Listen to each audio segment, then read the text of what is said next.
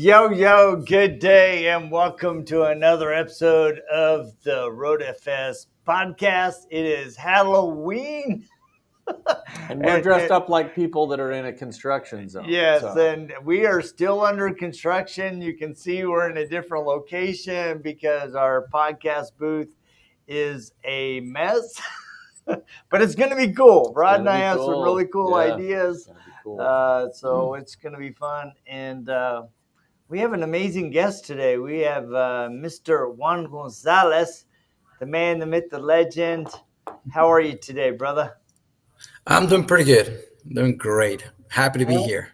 That's good, man. Well, we're glad to have you. So, Rod and I we spent the last 2 weeks tearing down a podcast, trying to rebuild the podcast booth, getting ready for SEMA. Yeah, dealing with a bunch of clients. I mean, it's just been a crazy couple of weeks. And then we got, 3 days, and then we're off to SEMA. So, you know. We're going to do it. So I know you're kind of up in the air whether or not you're going to go to SEMA yet, but who knows, maybe we'll see you there. Yeah. I'm so tired. So what? Well, you're everywhere. I mean, you're as bad as we are. I think the last time you and I talked, we were doing a count of the countries that you've trained in, and it's easily over 8. Yeah, over 8 countries. Yeah, I mean, you're a business owner, you're an IDA, RIT, you're a trainer. So how did all of this start? Because I think a lot of times outside looking in, people go, oh, well, in 2 years, I want to be Juan Gonzalez, right? Or, Jason Rose, but it has to start somewhere. So where did Juan start? Well, it's not easy, that's for sure. It's a lot of discipline. I think just like anything else, discipline is the key to succeed your goals. How do I say this? I started, by accident in this industry, to be honest with you.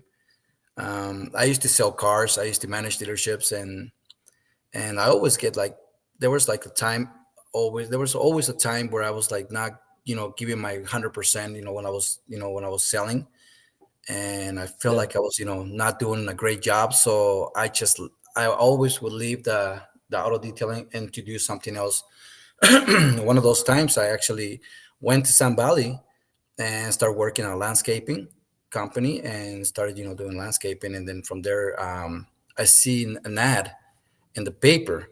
Can you believe that? Back then, you can still see it. You can still look at the jobs in the newspaper. And at that time, there was an ad for auto detailing. And to be honest with you, I never detailed before. So it caught my attention. I was like, maybe I could be good at this. And the person that was hiring, it was actually Randy Doyle.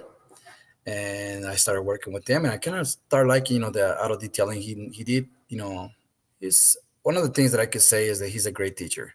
He's a great mentor. He's a great person, to ask questions. So he really did left a big impact in the auto detailing for me in that moment. So when I left back to Twin Falls, obviously I wanted to come back to the car detailing. I mean, to the car automotive, sales. And I was pumped up and started selling again. And then in 2012, I found myself, without a job. It was a time where, in 2010, I had an accident. I lost my job because I was four-wheeling and couldn't work no more. And, I struggled for the whole 2011, trying to make ends meet. And then one day I just, I was looking for a job, found myself looking for a job with a foreclosure on my house and with a bankruptcy on my back. And so one day I was actually in front of the bank, in front of a burger place. Look, I was hungry because I was looking for a job, but I was still hungry, So I went to the bank just to ask him see if I had any money, and I knew I didn't have any money. I mean, I hope I will have like at least $5, to be honest with you. And so when I walked into the bank, and it was a small credit union, and I asked this lady, it's like, hey, to this day she's still my friend, by the way. I asked her, it's like, hey, do I have any money? And she was like, no, Juan, you're negative. I was like, oh, okay, Mm. sounds good. And she was like, do you need money? I was like, no, I'm good. I was like starving.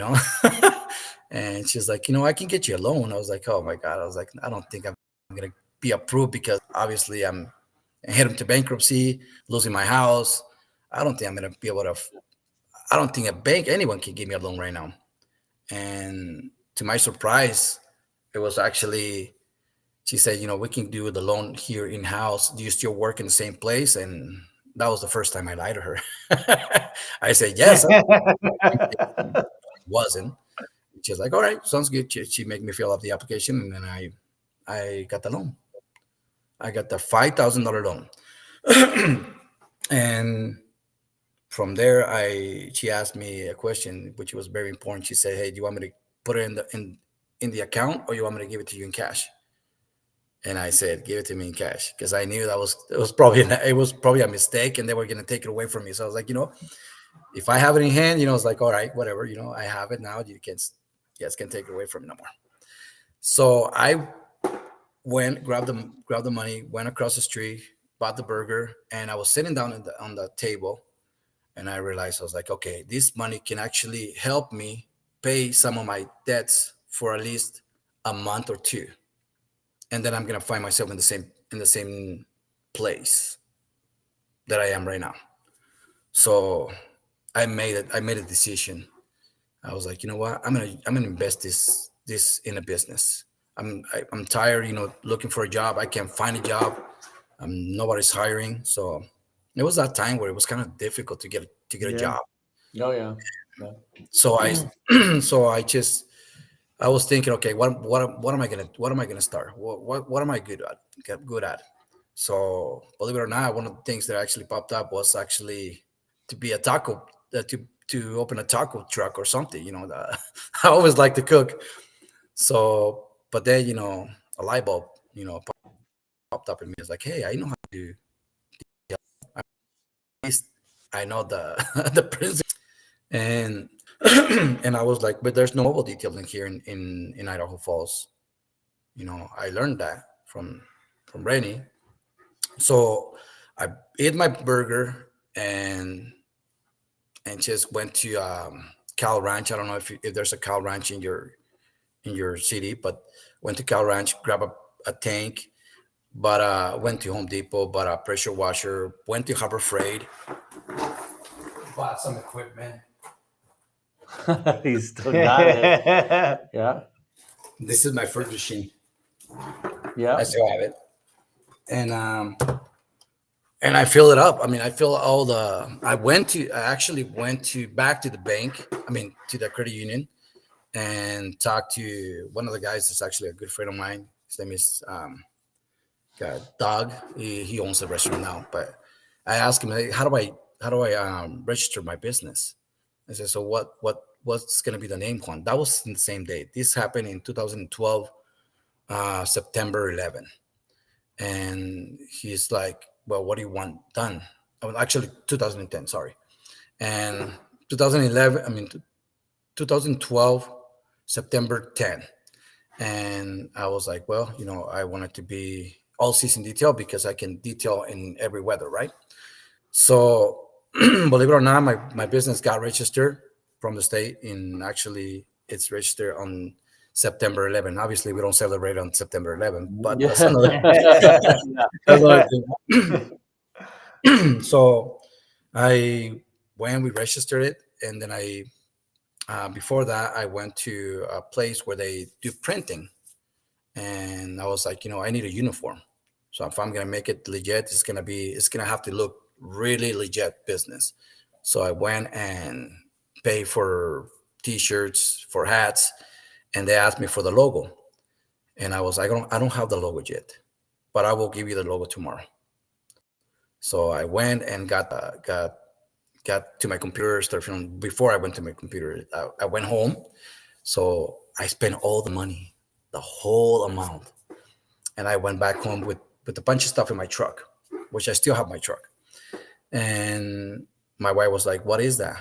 I was like, "Well, that's my new business." How the hell did you get the money? The bank gave it to me. The bank gave it to me. They gave it to me. And she's like, "Juan, we don't even have money for food. I mean, what are you doing? I mean, do you even have some money left?" I was like, "No, I spent it all." It's like, "Do you seriously?" It's like, "Yeah, I mean, I have to try something. If this doesn't work, I mean, it's another debt to the bankruptcy." That's the way I saw it. It's like, I mean, I'm already I'm already in rock bottom. So Yeah. the only way to do it, I mean, I'm not gonna go worse than that. It's either gonna go up or another debt to the bankruptcy. But I was very, very, very, very, what is it called? I really wanted to make this work. I really wanted to make a change. I didn't want to work for nobody else. I wanted to work for myself.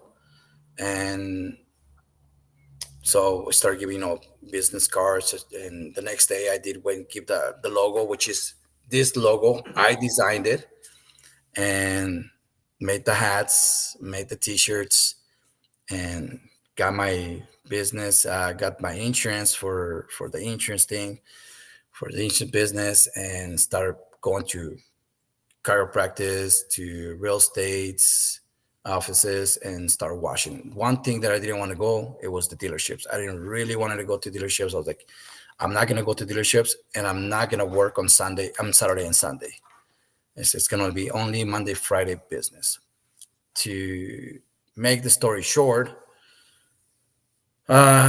September 11th, that's when we started our business, 2012.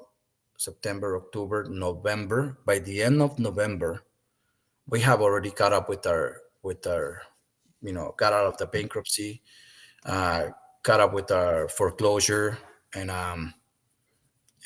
we had enough money to pay our bills. We paid up ahead from until February. April was going to be our first payment, to all of our bills. So we cut up with our bills, and we had enough money to go to vacation for the very first time for a month and a half. Wow. Yeah. So while I was in Mexico, I started realizing this business was really a good business. If you can really, put your mindset to it, it could be a very profitable business. So I started, taking classes, um, started analyzing about ceramic coatings in 2013, got certified with ceramic coatings, and started pushing myself to get more educated. And yeah, I mean, and that's how we started. The discipline, it was hard, but it was, I can say, I can't thank enough, that God put you in a place, and it puts you in a situation to get yourself out of the comfort zone and push your limit. And the only one that can actually push the limit is yourself. I love that story. There's so many things that I love about that story because it's like, all right, I'm eating a hamburger. I mean, it's almost like your last meal, right? It's like, and I can imagine you just going, "Oh, this hamburger tastes so good. I got $5,000. Oh, this tastes so good. I got $5,000, right?" And this mental, just like, all right, it's all in. It's Yeah. all I'm in. putting all the chips on the table. I'm gambling on myself, and we're gonna make it happen. Yeah. Yeah. You got a couple Yeah. of them. Yeah. That's the way it was. That's the way we did it, and it's been successful. It's been a learning process because obviously, I mean, I took some psychology classes, and obviously I managed dealerships, and so Yeah. business wise I knew how to run the business, but not really in a ownership part, which it was totally different.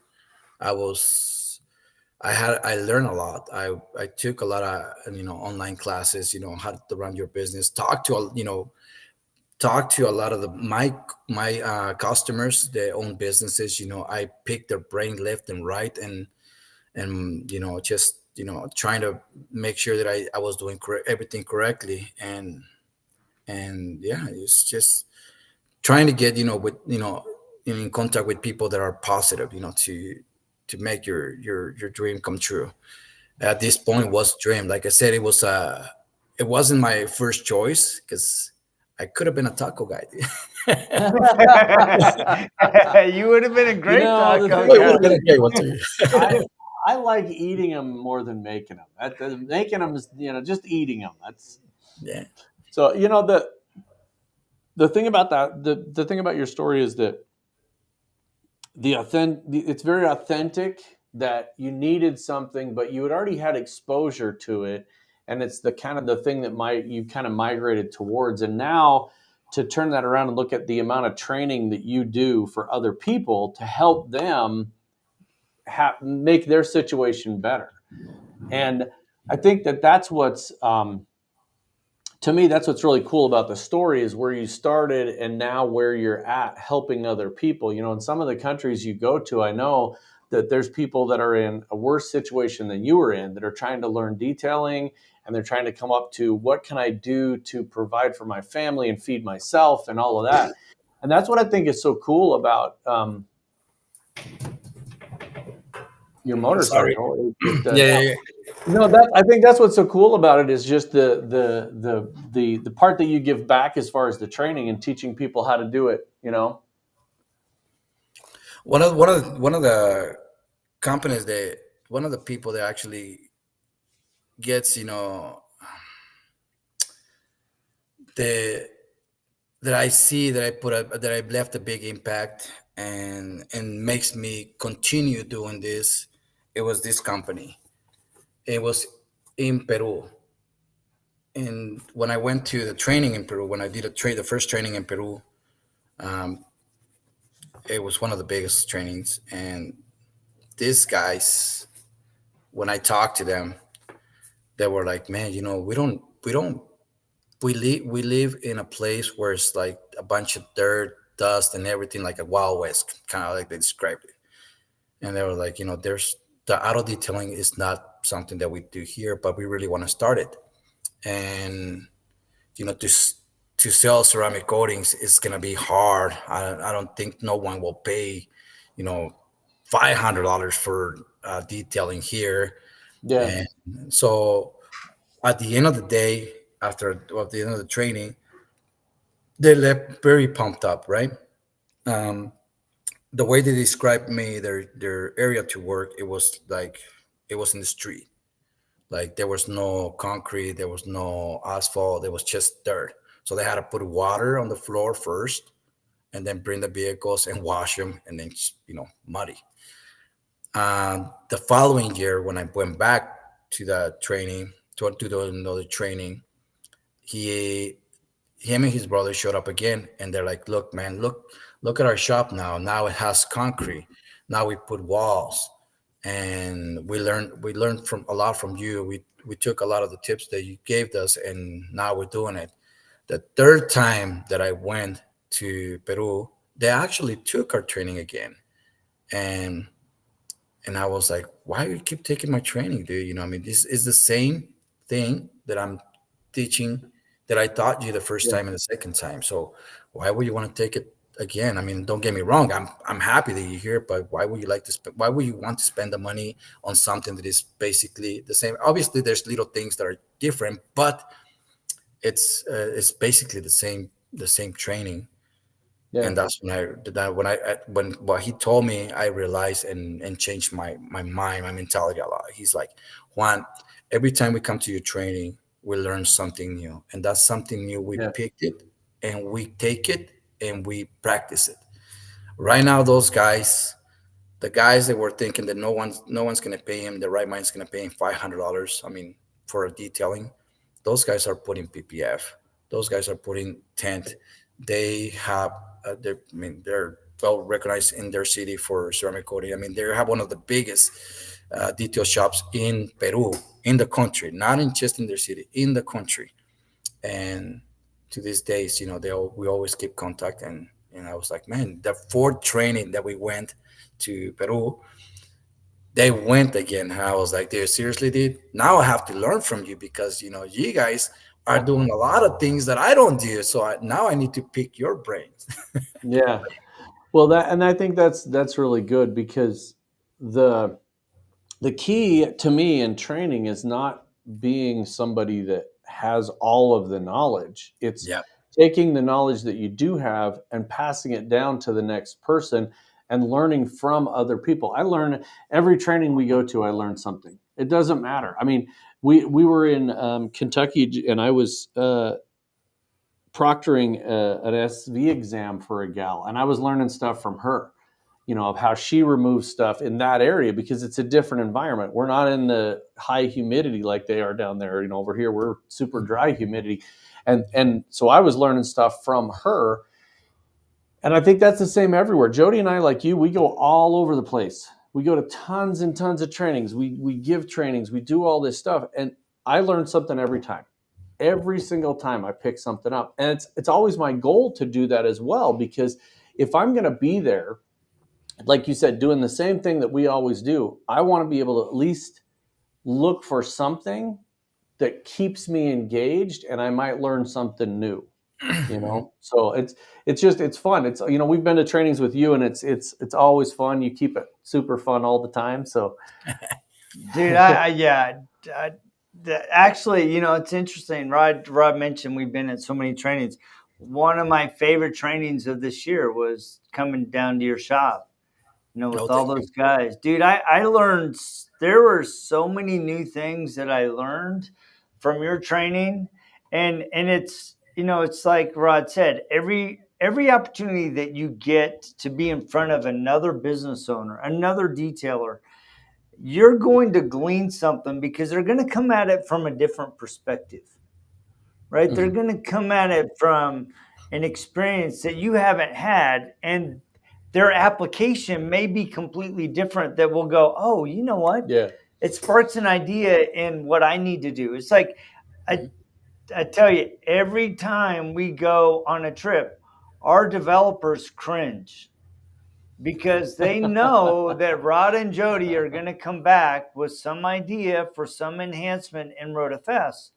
And a lot of the enhancements that have built into RoadFS have either been from customer feedback or things that we've gleaned at these trainings. And so they make us better. And I love that you have such a passion for teaching and training and being involved in people. And earlier in the year, you gave me a great book. It's on Spotify now. I'm forgetting the name of it. La buena suerte. The good Yeah, luck. La Buena Suerte. How can I you would have forget forgot that? La that name Buena. too. Good So luck. it means that Good it's luck. basically good luck, right? And it's this story of two guys that are going out on this quest to find the secret to success, right? And I love it because there's so many little nuggets in that story where it's like you come to this swamp and it's always a swamp. We always do it the same way. And it's like, wait, if I just work to drain the swamp and do things differently, or I go and cultivate in this area where everybody else said it was dry and desolate, like in Peru, they're like, look, we live in a dusty, arid, super climate that nobody's ever going to want a clean truck because it's all dusty and muddy. But with the right intent and the right dedication and the attention to the little things, you find success. And that's what I see that you did. You're like, you know what? I'm all in, but I'm also going to pay attention to the little things that I need as a business owner to make me better. Right. So, what are some key things that you've learned over the past 2 decades of you building your business that you think are critical to people's success? The biggest one, it's concentrating your own business and not care about what others are doing. That's one thing that a lot of people get caught up on, especially in the auto detailing business. Oh boy, whew, this industry, it's something else. And Yeah, it really yeah, is easy to cut up on. I mean, it's and I'm not gonna say I never exposed myself to it, because when you involve yourself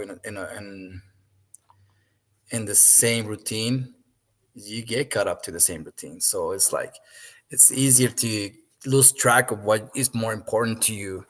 But it's the number one, I think, is to focus on your business, focus in what you really want out of your business. I mean, trying to.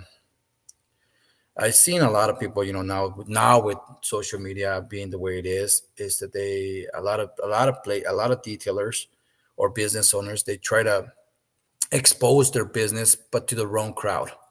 What I'm saying, the wrong crowd is to other detailers instead of their customers.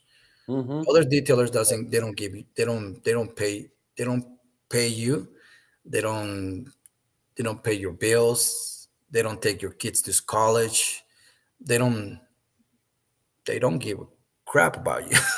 no. But So and I think you that's need to easy to focus get. on your priorities. Yeah, I think it's easy to get caught up in that because I think so many business owners, not just detailers, I think so many business owners they live in fear that it's all going to go away, right?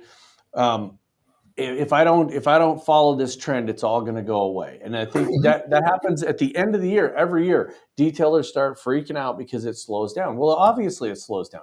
You and I off camera were talking about looking at pictures of the snow in Idaho. It less than 2 hours away from here, there's snow on the ground, right? Oh Yep. no, the snow is flying. It's the end of the year. No, it's not. It's time to shift. It's time to pivot. It's time to do interiors Revenge and yourself. Yep. salt spray removal and different types of services for the season.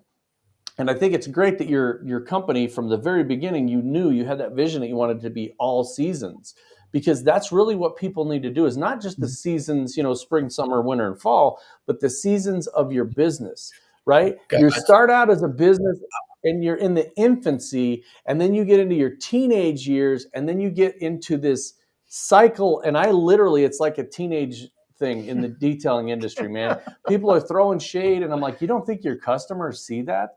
So I think in the seasons of your business, you need to realize that things have to change and move. That's just how business works. They're always Mhm. changing. They're always growing.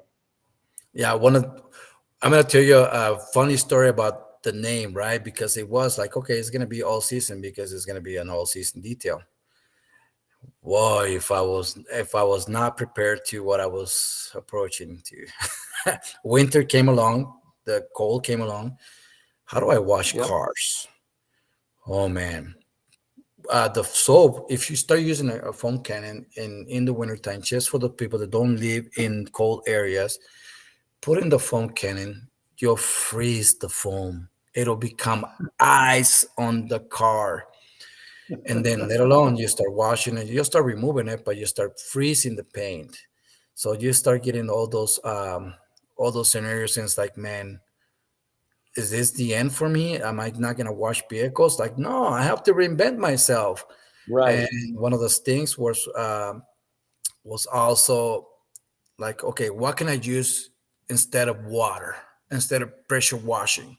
Because Yeah. at that point, I went through three different pressure washers because the pump froze. So I was like, oh my God, oh, I need to put some sort of a like an antifreeze type of deal every time I'm done. So that way the pump doesn't get frozen, and I have to buy a new pressure washer. So that's when I was like, I'm using steam in the interior. Why not on the exterior? I know how to do waterless. Why not combine waterless system with steam to actually encapsulate the dirt and everything? So it makes sense in my head, right? Right. right. Being, thinking about it, it was, oh, this is what I'm gonna do. Then approaching it was differently. So yeah, I scratched a lot of my vehicles, but then I started using a technique, learning a technique until I actually got better, and then we start washing vehicles like that. Another thing is like the tornadoes, you cannot use them in the wintertime, especially if you're mobile. You cannot use them. You use them, it'll start freezing everything. Chemicals get frozen in the door panels. There was one time that I was actually doing an interior detail, at minus 15 degrees. Oh No, I'm gosh. sorry, no, minus 10 degrees. It was freaking insane cold. Now, I don't know how I did it. And to be honest with you, up to this day, I don't know why in my crazy mind decided to make those $200. But I remember those $200. It was the best $200 that I bought out, Yeah. because I was like, okay, now I gotta use just pure steam and use this chemical and steam until I got it. It took me probably about 3 and something hours to finish that interior, but it came up pretty good. I actually took pictures, and you can see the whole snow on the side of the road, on the street, and then the car just being clean. And the customer was like, "Oh my God, my car is clean." Yeah, and it's not soaking wet. It's actually clean and dry. Yeah. Well, and I think that's the key awesome. is like reinventing yourself is different for everybody. I mean, you could be in an environment where they're using like salt on the roads, or an environment where they're using that brine, nasty crap that they use in here. And, you have to figure out how to, I start seeing the posts every year. Hey, what do you guys do when it slows down? Hey, what do you guys do when it slows down? I'm like, you emphasize those nasty parts of the environment that you're in. You're like, hey, come get that salt off your car. Hey, come get that nasty blue stuff off your car. We can take that off. We can put a ceramic coating on there that'll help protect it this winter. We can do PPF. There's all kinds of ways to reinvent yourself and send out messages and do different things. But I think that's the key to it is knowing what it's going to be like in your area in the wintertime, and then keying in on that and taking advantage of it. I always get that question asked with a lot of detailers. Like, okay, so what do you do when your slow season starts? What do you do? I was like, I'm still working. I'm still working every single day. Unfortunately, fortunately, the only days that I don't work is the days that I put on the calendar. I'm not working this day, and I don't schedule nothing on those days. I do everything by appointment, and that's one thing that a lot of people that are just barely starting are really afraid to charge a deposit for an appointment. And if you start doing it from the get-go, it'll actually help your business in the long run. Second of all, one of the things that I've done, and this is hand to God, I never been busy in my business. Even when COVID started, we were always busy. But wintertime is always gonna be here, and it's always gonna be those bad months. So we know that's gonna happen. I know I'm gonna work in the cold. I know I'm gonna work. Well, when I was mobile, I knew I was gonna work in the cold. I know I was gonna work in the heat. So I knew those seasons were coming. One thing that I did was every time I detail a vehicle, I always tell the customer, like in interiors, like, hey, we recommend to detail your vehicle at least every 6 months to keep it in good shape. Exterior, same thing, 6 months to a year. Boom, boom. So I always leave before they leave my business or before I left their house. At this point, I will always leave that emphasis that it's always recommended to do it every 6 months. So the days when there's days when I say my slow season is the season that I don't get calls from customers, right? So that's an opportunity for me to go back 6 months or 1 year ago and start calling people. Hey, it's been a year since we detailed your vehicle. Would you like to make an appointment? Boom. You'd be surprised how many people, oh my God, it's been that long. Yes, put me in. Yeah. And or Well, and oh, the thing is, I got a new vehicle. Can you schedule it in? Yes. So you schedule. If you do all of those things, you will never, trust me, you will never be without a job unless yep. you don't want to call. if you're using a CRM like RoadFS, you can send out that reminder automatically or send out a notification and go get those clients.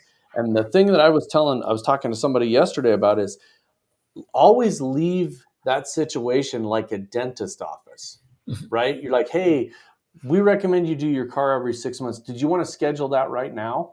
And then you just schedule it out 6 months. Do it right then. Get the job for 6 months later because it's easiest right then to do it. And most people will be like, oh yeah, we can do it. Do it again on a Wednesday, whatever, and schedule it out. But that's a way you can constantly keep your business cycling through. And everybody does it. Every other business does it. I mean, I go to Yeah. my barber shop, and every time he cuts my hair, he's like, hey, when do you want to get your next appointment? And you're like, you're not thinking about a next appointment. But when they tell you, it's like, all right, well, I'm going to be going to this place, maybe this day. Boom. Yeah. except for me, my barber I never did asked that me that. same They never thing. do It's that. like- They're just like, so. But yeah, there was one story that it was sad. And this guy it was another detailer here in Idaho Falls. It's a good friend of mine, actually. He's no longer doing the detailing, but he was very successful in the summertime. And they were spending he was making good money, but not saving the money, not preparing themselves for the wintertime. I mean, it's like, dude, you live in Idaho. You should be prepared for the wintertime. You should prepare for all those months. Meanwhile, I was actually getting, doing exchange with a radio station. That was a long time ago. Doing with the radio station, like washing the vehicles and just getting, money for ads, right? So I came up with almost $2,000 of ad that I never used, that I did not ever use because I did not needed it. I was so busy.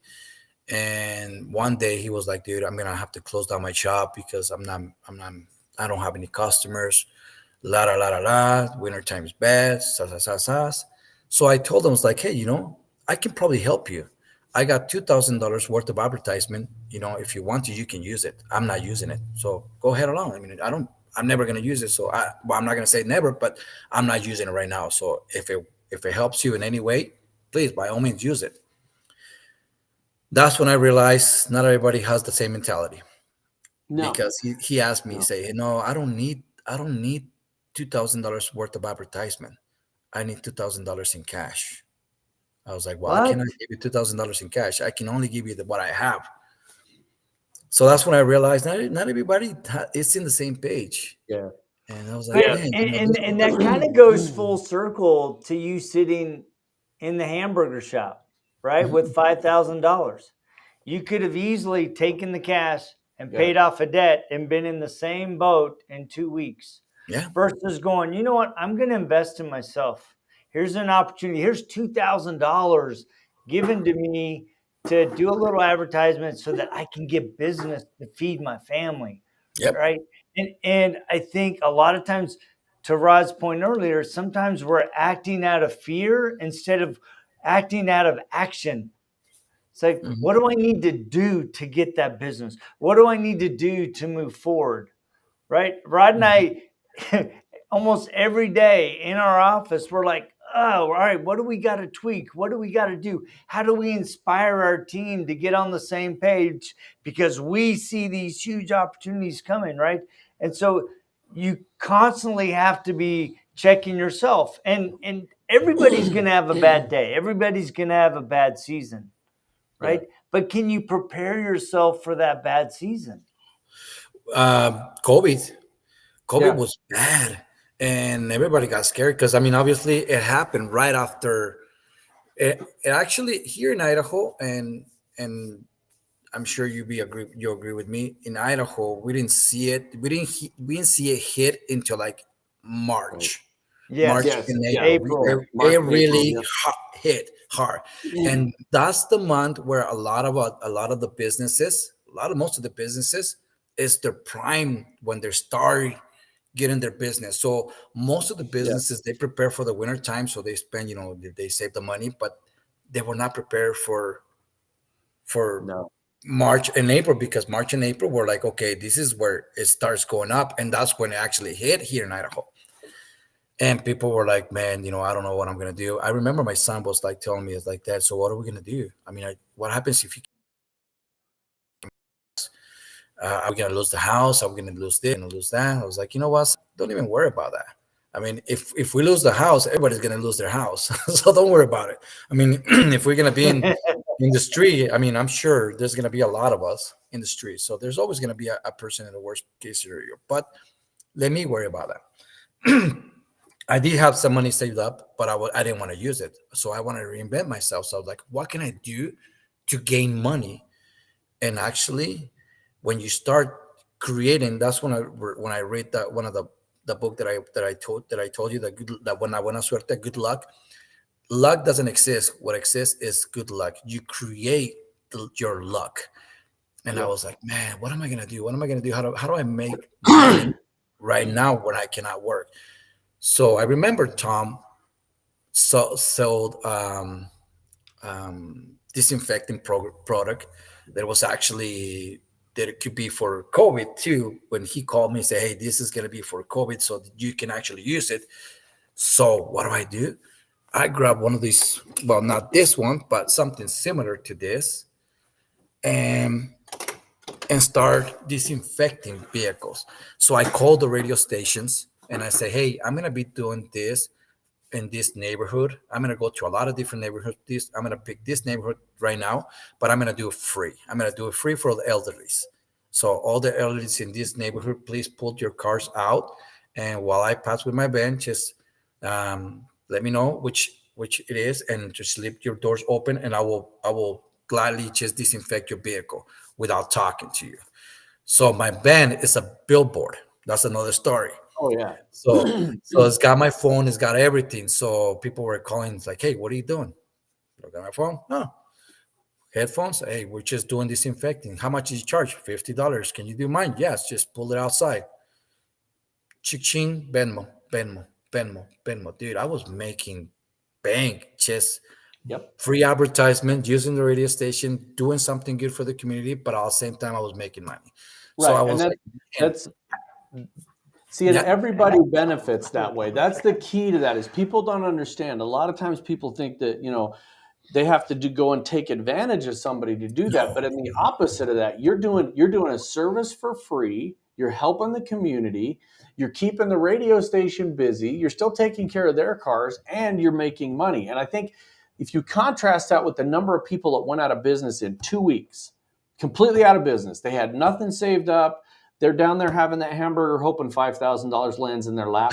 And the thing about it is that what I always tell people, I say, in 2020, what happened is everybody went from having an auto spa to sanitization overnight, because it went from doing luxury services to sanitizing vehicles. And that's really what it comes down to, is people in the winter times and in the bad seasons, and when let's see what it say. Juan Gonzalez, I like your persistence and courage. Thank you. When it comes down to it, the main thing people are trying to do is have their car clean. There's always going to be that vanity side, that person that owns Ferraris and new Corvettes and all that stuff that wants it to look pretty, and they do it for vanity. But at the end of the day, it's about keeping cars clean and keeping the nasty stuff off the steering wheel. And my kids got Cheetos all everywhere, and there's goldfish on the floor and all of that stuff. So it comes down to doing that. And in the hard times, in the winter time and stuff like that, that's where that money is at, is following up with your clients and reinventing yourself to be able to go out and do things for the community. I can't tell you how many people out there get connected with their Chamber of Commerce or their local community, their leads groups, the radio station, their VA, whatever it is, and go and do stuff like that. I think that's fantastic. That's the way to do it, is try to help other people and treat people the way you want them to treat you, Exactly. That's the key. I mean, I can't say I'm perfect, but I always try to see an opportunity, to do good. But at the same time, I know by doing good, you bring your good luck to you. Yeah. La buena suerte. You bring your good luck to you every time.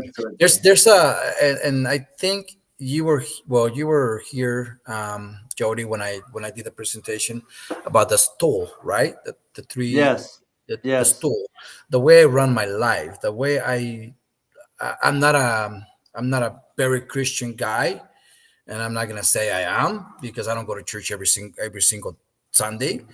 But I I I live my life like a stool. Like the stool has three legs, right? One being your family, one being your business, your work, and one being God, right? Or your faith or something that whatever you want to call it. Um, if you put too much energy, and I've seen a lot of people, they start their business and they just focus on their work and their work and their work and their work, and next thing you know, your family just collapse. Yep. Your family relation just collapsed because you didn't put attention to the person that was next to you, or the people that are more important to you, or the reason why you're working. Because we always, as a man, we always say we're working for our family, and that's totally bull crap. We're not working for family. Right. We're really not. We're really working for ourselves, and because we feel like it's our job to provide. We focus on some of the parts that is more important. If anyone that is listening to this ask their kids right now, a 10-year-old, a 5-year-old, hey, what do you think is more important, for me to go to work or for me to take it to get ice cream?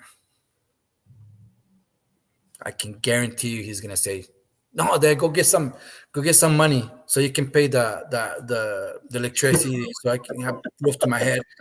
I can guarantee you no kid's gonna tell you that. It's gonna tell you, no, Dad, I want to spend some time with you.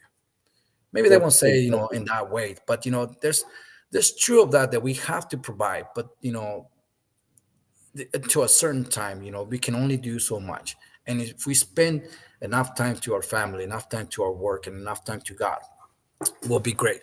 I know a lot of people in the religion side that they focus a lot in their religion, and they don't provide to their family, and everything collapse. And I know the same thing goes with people that just they're always with their family, but they don't have a roof, they don't have a work, because they're always like, hey, I gotta leave work because I gotta go do this for my family. Oh, I gotta do this for my family. I have to be in my kids this, I have to do this. And pretty Yeah. soon your boss is gonna say, you know what, dude, if your family is more important, goodbye. There's got to be a like stool. Your time you spend, give your time for your work and spend it correctly with your business and your work, and spend the time with your family correctly with your family, and spend the time with God. The way I spend the time with God, I will say, because I'm not gonna say I'm a perfect person, because I'm not. But I'm always looking for, every single day, I'm always looking for that opportunity to do something good for someone. And the reason why I'm looking for that is because every time I do something good for someone, it makes me feel good. And when it makes me feel good, I'm always happy. The rest of the day is gonna be happy, not because I'm helping someone, because not because the person is gonna be like, oh, I'm helping someone, oh, I am a good man. No, no, no. Because every time you help someone, it makes your energy go positive. Yeah. Yeah. If you do it the other way around, if you get into social media and start looking at negative things and say, hey, this detailer doesn't like me, I don't like him neither, he's a loser, la la la, start talking negative, your energy is going to be negative, and guess what, it's going to reflect in the whole thing of your life, your work, your house. I know a lot of people, and I know a lot of people that actually, like, say we're not perfect, but one good example is my kid was actually my one of my kids were actually a little kid. He was actually trying to scare me coming from work, right? So they planned to be at behind the door waiting for me to scare me. Boo, right? And they planned it and planned it and planned it and planned it. So when I got home, I got mad because I was actually upset of some customer. I didn't got mad at the customer, but I was very upset. So I come home, open the door. Guess who scares me? Well, like tries to scare me, my little kid. And what do? Get the hell out of the way. God damn it, I'm not in a happy mood. And I ruined the whole day, the whole energy in my house. I brought my business problems to my home to my home. Mhm. Yep. I feel like crap. I was like, you know what? I should always leave from that door. When I open the door of my house, it's my business problems. It stays there. When I leave the door, my home problems, it stays right here, and we should never bring it to another one, because Right.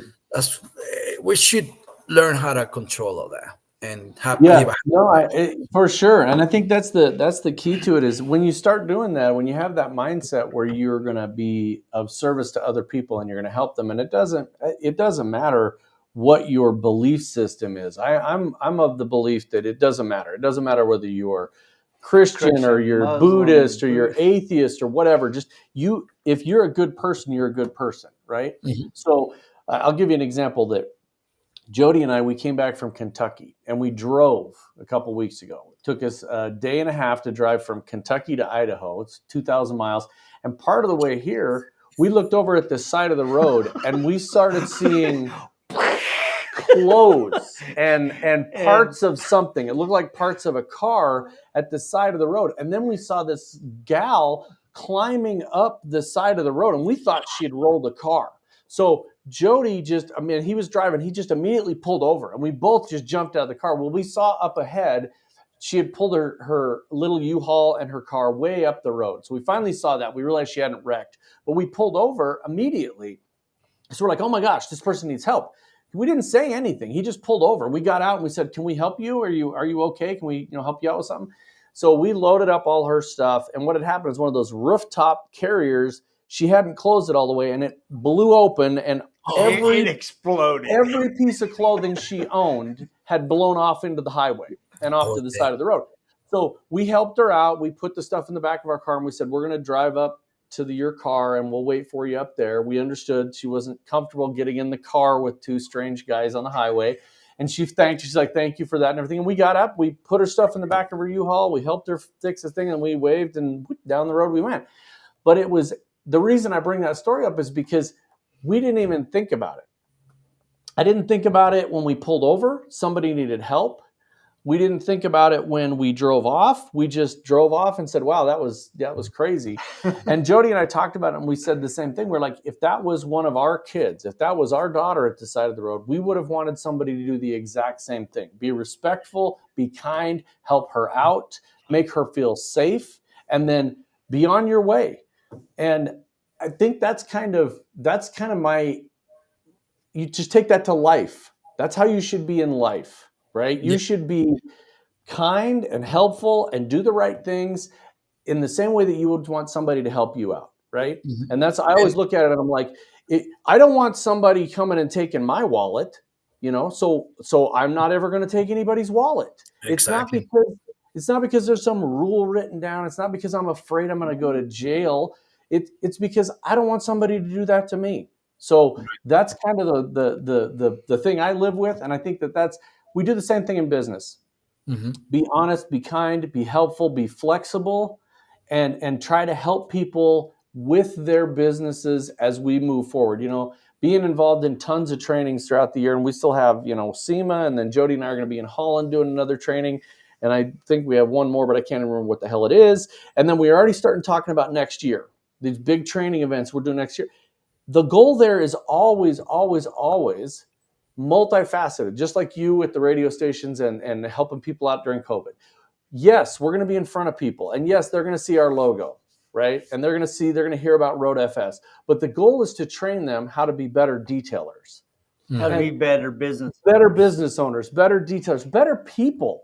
We talk to so many people about just their lives and their families and their situations. And I've had some great, wonderful conversations with people that had nothing to do with Road FS or their business. Dan Williams is on here from the Details podcast.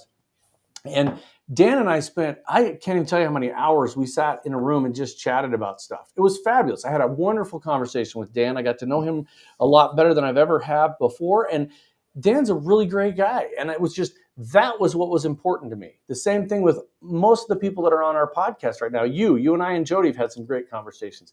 Tate Trout, Robert Rossman, Kirk Evans, everybody that's literally live on here, we have had good conversations as humans, not as customers, not as potential customers, as humans. Yep. And I think that's the way to approach business, is you're a human and you're dealing with other humans. Yep. That's definitely Well, correct. my brother, I love the time that we spent together. I mean, we're coming up on an hour. I want to be respectful that you got business to do, but I love your authenticity. I love your story, right? Because I think so many of us as business owners, we take this big leap of faith in ourselves. Yep. And we're not sure how it's going to happen, but we invest in ourselves. And little by little, opportunity by opportunity, connection with connection, you build something. And hopefully, like you, and like our goal, Rod and I's goal is to have an impact on you personally. If it impacts your family, your business, dude, I feel like we succeed. I mean, yes, I'd love you to use our software, but if you don't, that's okay, No, right? that's fine. And I love that because we're all growing, we're all learning, we all have similar trials. We all, from time to time, we need to rely on somebody. Someone. Yep. You know, sometimes those dark seasons of our life, we're like, man, how the hell am I going to get through this? Right? And there's a banker that trusted you. There was a wife that didn't completely lose her stuff when you came home with all this stuff. And she's like, what? All right, I have enough faith Yeah. in you. We're going to make I- it, right? I feel sorry for my wife, to be honest with you. And before we close this, there's one other story to ties up with everything, to the discipline of doing business and doing business right, not taking advantage of customers. It always pays off. And I remember one day, and this is something I really want to share, to maybe to inspire someone or so, not for the sake of ego, but to inspire someone. We, me and my wife were working on a neighborhood. It's very hard to be in that neighborhood. It was like, man, expensive homes, right? And we're working in this neighborhood, and I asked my wife, can you imagine even me and you having a house here? And we both laugh. We looked at each other. It's like, nah, that's never gonna happen. We started laughing. We continued working, right? 2020 was one of the greatest years for us. When I told my wife that, it was probably like in 2014, and 2020, my wife decided to, it was time to get a different house. So we started getting a different, looking different areas, and then this house that popped up was actually a guy got divorced and just wanted to give it, sell it right away. So we got it right away, right? Months later, I went outside because I'm sure you guys know I smoke. I went outside in my porch, in my driveway, started smoking, and I started remembering the neighborhood that I told my wife that. And it was 2 houses next. I went inside and told my wife, like, hey, you remember when I told you about this? She's like, yes. Yeah. Dreams come true if you really put your heart to it. Yeah, absolutely. I mean, And we I think didn't really think about, getting that house. It was not like, oh, we have to live here. It just happened by working hard and doing things right. discipline, like Dan said. And the other thing I want to remind everybody is winter's coming. This is Idaho right It is. now. It's coming, It is. folks. It is. Reinvent yourself. Make yourself better in the seasons. That turn that into your goal to be the better person in those seasons. Make that season your best, right? Make all Yeah, sense. I love that story because I think sometimes we get so caught up in the grind of building and doing, and one day we wake up and we're where we dreamed of. Yeah. Mhm. But we didn't take the time to recognize it, or we hadn't been still enough to let it sink in that, like, whoa, dude, look what I built. Look what we built, honey. Yeah. Dude, Yeah. we're here. And The Yeah. the, I the just other love the that. other thing that I always kind of think back in my head is wherever you are today, that's somebody else's dream. So take the opportunity to enjoy where you are today, because there's somebody that is hoping and praying and wishing with everything they got that they could be in your shoes. And they're Thank you. looking They're at you they're as a looking to you model. as a model and and you can't shit on the area you're in today, because you are better than you were, and you need to just continue to move forward. And Oh that's gosh, that's the way if you you look guys at would it. have seen my videos from Facebook from when I started, I really invite everyone to go into Facebook and watch my Yeah, videos when exactly. I started. I mean, people are like, "Dude, you're doing it wrong." It's like, do you realize that was when I was doing it in 2012, right? I mean, I'm not doing the same detailing that I was doing in 2012, but you know what? I leave it there because Yep. every time it brings me back to reality that I was actually that's what I was. This is where I am now. So I'm not the same Yeah, person that I was, 20 and 12 years ago, but I'm not the same person that I was a year ago. right. And I promise you and I guarantee you that I will not be the same person that I am today in 2 more years. Why? Because That's I'm always exactly Absolutely. looking it. So to get better and everybody, better. if Well, you're going to SEMA, we'll dude, see you. If you're not going to SEMA, we will have you watching on our YouTube channel. Go out and subscribe, because when we were at SEMA last year, we did a total of 34 34 episodes. episodes of the RoadFS podcast. We're going to try to top that this year.